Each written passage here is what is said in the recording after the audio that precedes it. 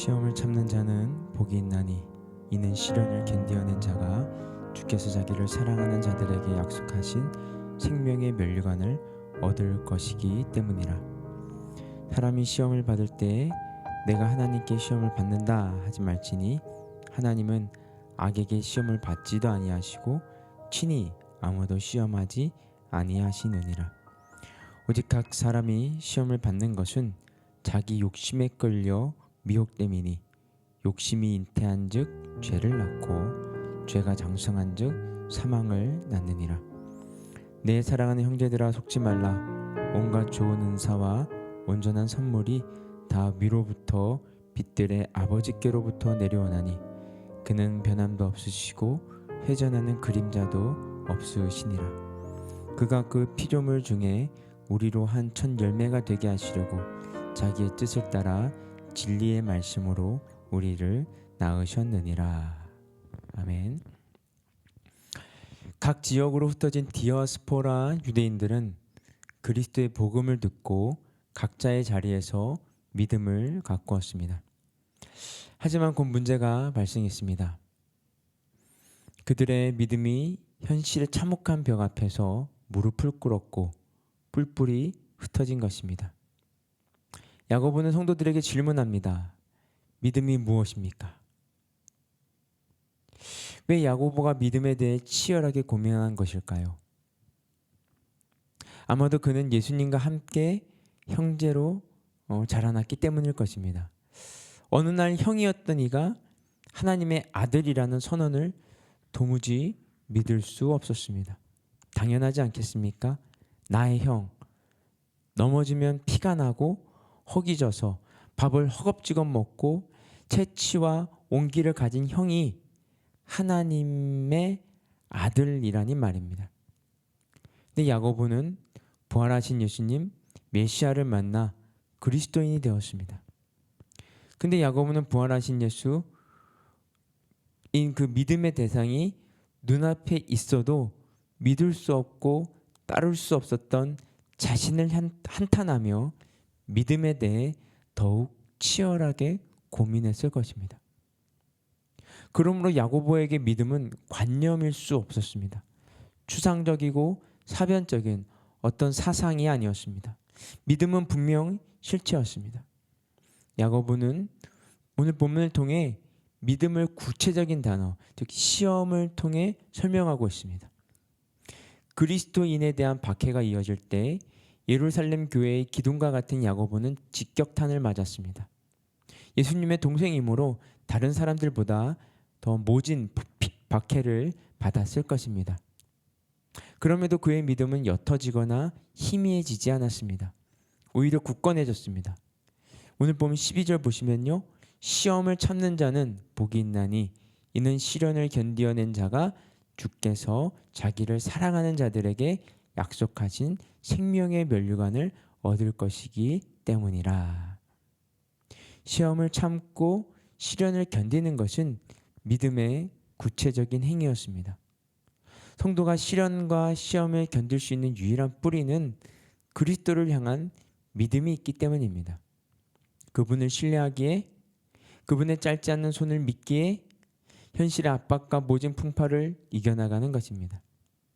예수님도 동일한 말씀을 하셨습니다. 마태복음에 보시면 나로 말미암아 너희를 욕하고 박해하고 거짓으로 너희를 거슬러 모든 악한 말을 할 때에는 너희에게 복이 있나니 기뻐하고 즐거워하라. 하늘에서 너희의 상이 큼이라. 너희 전에 있던 선지자들도 이같이 박해하였느니라. 모든 시대 성도를 향한 그런 욕설과 모진 박해, 악한 거짓말, 음해는 늘 있었습니다. 디아스포라 그리스도인들과 구약의 숱한 선지자들과 그리스도 안에 경건하게 살고자 하는 모든 이들은 박해를 받았습니다. 그럼에도 성도가 기뻐하고 즐거워할 수 있는 것은 주님의 결코 짧지 않은 손이 성도들을 붙들고 계시며 주님의 손이 심판하여 상 주시는 손임을 알기 때문입니다. 야고보는 또 다른 시험이란 단어를 통해 믿음에 대해 설명합니다. 앞서 언급한 시험이 외적 시험이었다면 이제는 내적 시험입니다. 여기서 외적 시험과 내적 시험은 두 가지 차원에서 구별됩니다. 우리말 성경에는 이 두 가지가 모두 시험이란 한 단어로 쓰여지고 가끔 시련으로 번역되기도 했습니다. 그러나 조심 있게 살펴보면 어떤 경우에는 시련, 혹 다른 경우에는 유혹의 차원에서 시험이란 단어가 쓰여졌습니다. 먼저 외적 시험은 일반적으로 밖으로부터 주어지는 것이고 내적 시험은 우리 안에서부터 일어나는 것입니다. 또 외적 시험은 하나님이 우리에게 주시는 것입니다. 그것은 테스트라고 이해할 수 있습니다.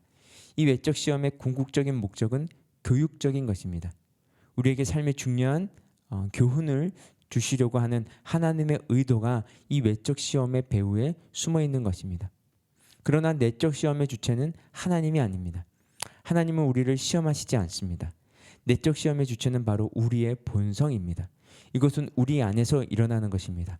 그리고 이것은 사단과 깊이 관련되어 있습니다. 그리고 이 시험의 목적은 굉장히 파괴적입니다. 믿음의 사람인 욥은 큰 환난과 시험을 당했습니다. 욥은 사단의 외적 시험을 견뎌냈습니다. 하지만 곧 이어진 내적 시험 앞에 그는 혼란을 겪습니다. 성도에게 가장 어려운 시험은 내적 시험입니다. 십자가에 못 박히신 예수님께 가장 어려운 순간은 육체적 고통이 아니라 하나님과 관계가 끊어졌다는 내적 시험이었을 것입니다. 내적 갈등과 그러한 시험은 우리의 믿음의 경주를 탈락하게 만들 수도 있습니다. 그렇다면 성도는 이러한 내적 시험을 어떻게 다룰 수 있을까요? 여러분 18절입니다. 그가 피조물 중에 우리로 하여금 첫 열매가 되게 하시려고 자기의 뜻을 따라 진리의 말씀으로 우리를 낳으셨느니라. 그리스도인은 말씀 안에서 새롭게 태어납니다. 새로운 피조물이 됩니다. 새로운 피조물 된 우리는 범죄의 유혹이 찾아오면 나는 하나님의 거룩한 자녀다. 나는 새로운 피조물이다. 고 외칠 수 있습니다. 18절에 그가 진리의 말씀으로 우리를 낳으셨다고 했습니다. 우리는 하나님으로부터 새롭게 태어난 그분의 자녀들입니다. 이런 우리의 새로운 신분에 대한 끊임없는 자각과 각성이 매우 중요합니다. 우리는 아직 죄와 더불어 싸우고 있습니다. 그러나 하나님은 우리를 당신의 자녀라고 말씀하십니다. 로마서와 갈라디아서에서도 궁극적으로 우리가 믿음으로 의롭다함을 얻었다고 선언하고 있습니다. 여러분 믿음이 무엇입니까? 믿음은 고상한 종교 언어를 자유자재로 사용하고 예배 절차에 익숙해지는 것이 아닙니다. 믿음이란 말씀의 토대 위에 말씀을 구체적으로 적용하고 실천하며 살아가는 것입니다. 내 주변의 사회적 약자인 고아와 과부, 환난에 빠진 이들을 돌보는 것입니다. 그리고 세속적 가치관으로부터 스스로를 보호하여 지키며 말씀을 따라 믿음의 걸음을 옮기는 것입니다. 이것이 야고보를 통해 주시는 믿음의 정의입니다. 여러분 내적 갈등이 점점 심화되고 하늘의 소망이 옅어지는 시대 속에서 말씀의 참다운 실천자, 기둥 같은 믿음을 지니고 오늘 하루를 살아가시기를 소원합니다. 함께 기도하겠습니다. 사랑과 은혜가 풍성하신 하나님 아버지, 예수님을 메시아로 믿기 힘들었던 주님의 동생 야고보는 말씀 앞에 머물렀고 말씀을 자신의 삶에 채웠습니다. 이후 그는 예루살렘 교회의 기둥이 되어 어떤 시련에도 굴하지 않는 믿음의 소유자이며 말씀의 실천자가 되었습니다. 주님, 말씀 앞에 우리 자신을 드립니다. 말씀으로 우리를 붙드시고 주님과 함께 믿음의 기둥을 세워 삶의 혹독한 시험을 이기는 하루를 열어가게 하여 주시옵소서. 이 모든 말씀 예수님의 이름으로 기도드렸습니다. 아멘.